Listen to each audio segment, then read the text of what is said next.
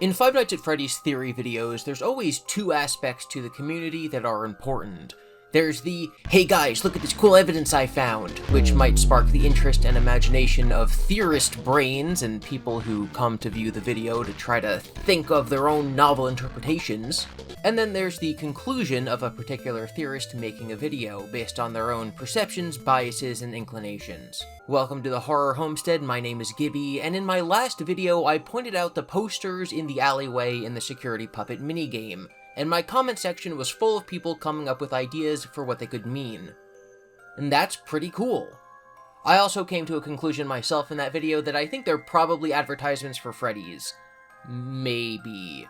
But that's not something I'm confident about, and that's something that you guys could help me with. I bring this up because today's video is not going to come to a satisfying conclusion.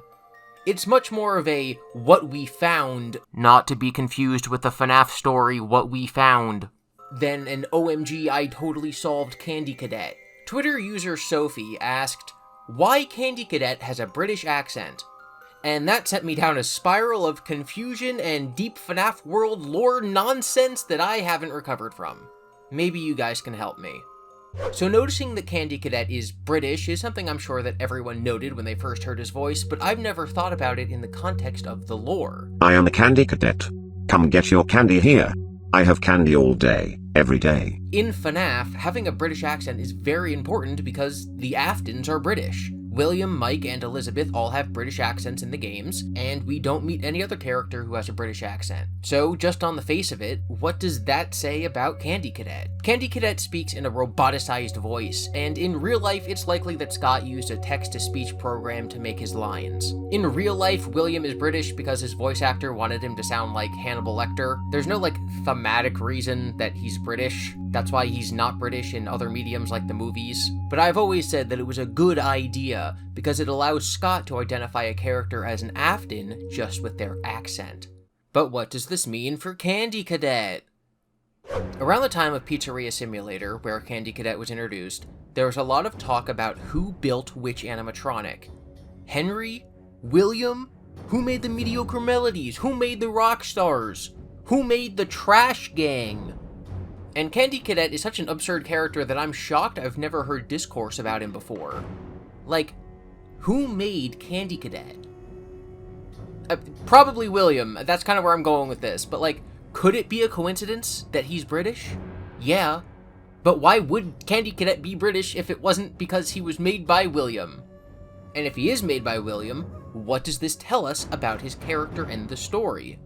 MatPat has theorized that the mediocre melodies are made by Henry, because they're such poor imitations, and maybe this led to this whole thing where Henry and William merged their companies together, and it's this big mirror of the real-life story of Chuck E. Cheese. So where's Candy Cadet and all that? We know nothing about this Alpha 5 wannabe, except for the fact that he existed in Pizzeria Simulator, and then later appeared in the Pizzaplex. Between these appearances, it seems that he's picked up on some vital information, because in Ruin, he dishes out a story about Vanessa and the Mimic. Vanessa specifically being a character who wasn't part of the story in Pizzeria Simulator. And I don't mean that out of universe, as in her character wasn't created yet. I mean that the in-universe character Vanessa wasn't important in the year that Pizzeria Simulator took place. This means that any theory that Candy Cadet was programmed by Henry in Pizzeria Simulator to tell Mike lore is out the window. Because Henry is dead before the Pizzaplex era. He couldn't program it to know about Vanessa. That means that Candy Cadet learns his lore in a more sci-fi or fantastical way. Either he has contact with the spirit world, which is where I think a lot of people would first go when presented this idea. That's also where in the past I have gone with my theories. Or he's the Mimic. Okay, I don't mean he's literally the Mimic. I don't think he's going around tearing people's arms off. I just mean that the same way that the Glitch Trap is the Mimic, mimicking Afton in a digital space, Candy Cadet might have the Mimic program/virus in him.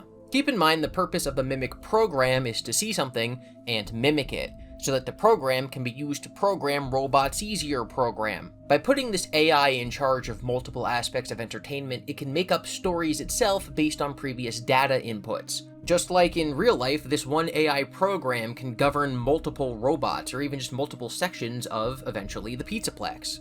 So the Mimic AI could be powering Candy Cadet. When the Mimic program is, hypothetically, Candy Cadet, he's playing the role of a storyteller. And because he's really old, and because he has access to the information gathered by all of Fazbear history, he knows everything he needs to tell these stories to the players. The Mimic has been partially characterized by not really knowing good from evil and just doing what it thinks it's supposed to. It's an AI that's accomplishing its goals, but doesn't really have a correct understanding of things. It's the trope of humans asking an AI to protect life, and the AI going, "Oh well, humans are destroying the world, so it's time to kill all humans." The Mimic is told to mimic Freddy characters to learn their routines. It sees William killing people in costume, so it starts killing people. It's told to rip the limbs off of old robots, so it starts ripping limbs off of people. It's told to change the suits it's in depending on the needs of a performance, so it crawls inside of a person and wears their skin. So if the Mimic is told its role is to be a storyteller, it's gonna tell the stories that it knows. The stories of Molten MCI, of Charlie bringing the animatronics into consciousness, of Baby existing. Yeah, I don't believe this, but I wanted to put it out there before I talked about what I do think is way more likely, because this is a possibility. Like I said earlier, I think that Candy Cadet is either sci-fi or fantasy.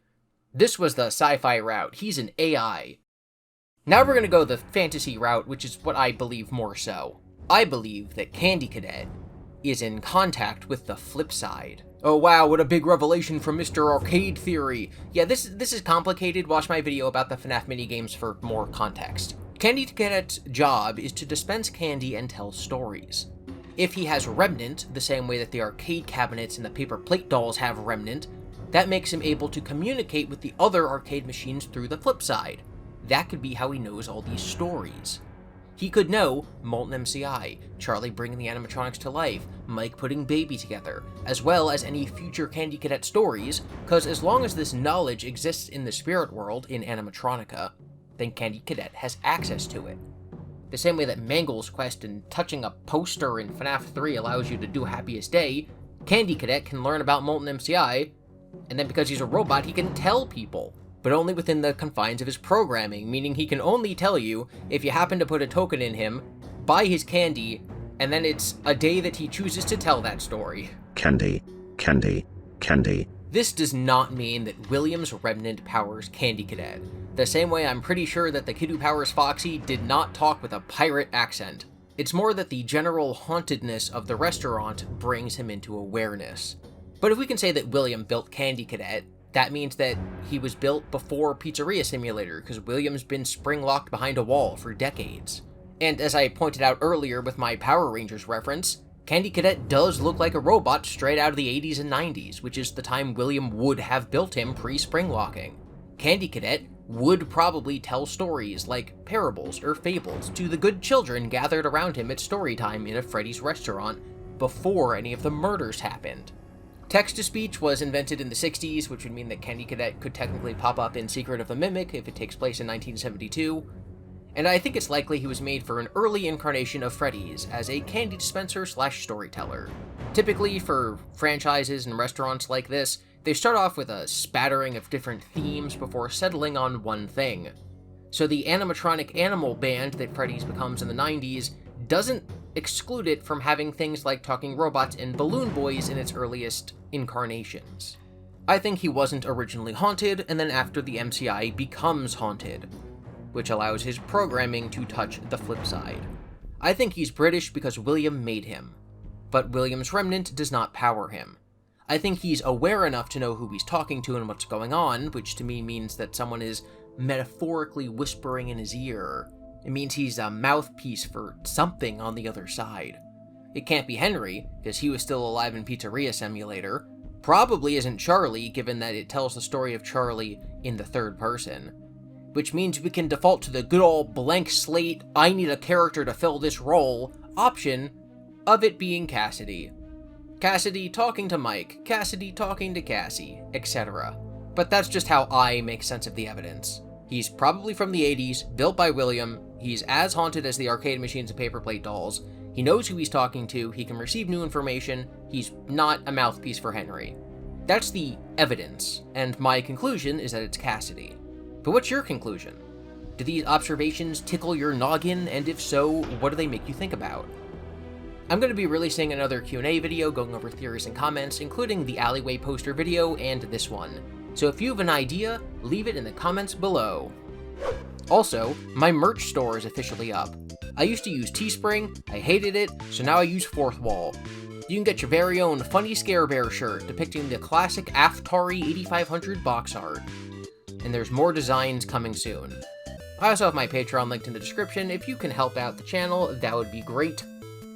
But if you can't offer any of that, a like and a subscribe are always the best, because it shows you really care. Thank you for watching. Be sure to be nice to each other in the comments. Consider supporting all the creators you admire. Never lose sight of the things that are important to you, especially if you're just arguing with people about the funny Scare Bear game. I will see you next time.